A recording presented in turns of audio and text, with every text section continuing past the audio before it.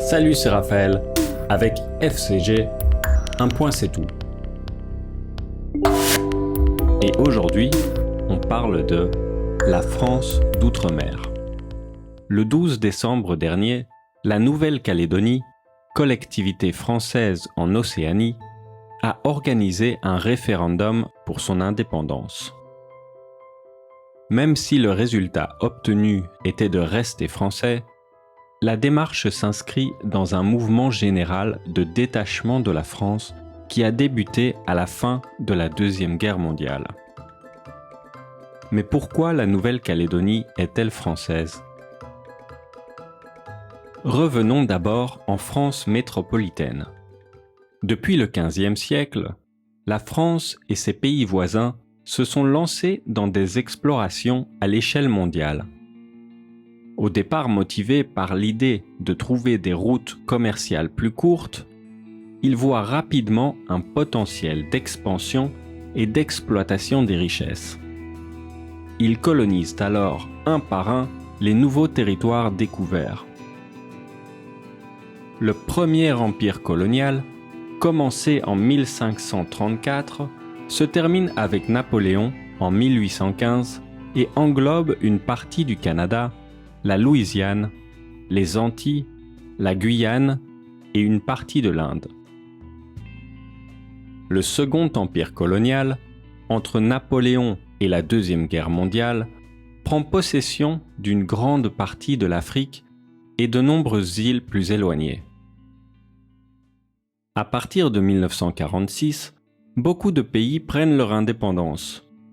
L'empire colonial français disparaît et les derniers territoires administrés par la France prennent le nom de DOM-TOM, département d'outre-mer et territoire d'outre-mer. Depuis 2003, cette appellation a changé et on parle aujourd'hui des DROM-COM, départements et régions d'outre-mer et collectivités d'outre-mer, qui s'ajoutent aux territoires inhabités des TAF, terres australes et antarctiques françaises, et de l'île de Clipperton. Les DROM, ce sont les départements et régions qui viennent s'ajouter aux 13 régions de la métropole. Il s'agit de la Guadeloupe, la Martinique, la Guyane, la Réunion et Mayotte. Ce sont les territoires les plus anciens de la période de l'Empire colonial.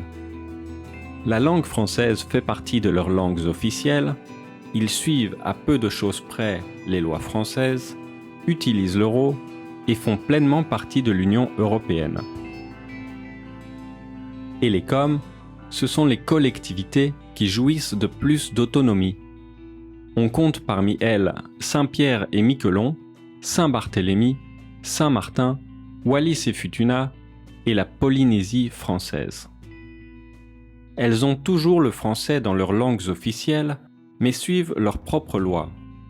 Elles restent cependant dans la zone économique exclusive française et utilisent soit le franc pacifique, soit l'euro. La Nouvelle-Calédonie fait aussi partie des COM, bien qu'elle ait un statut encore plus unique, le statut sui generis, qui la prépare à une future indépendance complète. Question. Avez-vous déjà voyagé dans un des DROM-COM ? Quels pays francophones n'ont jamais fait partie de l'empire colonial français ? Quels sont les avantages et les inconvénients de faire partie de la France d'outre-mer ?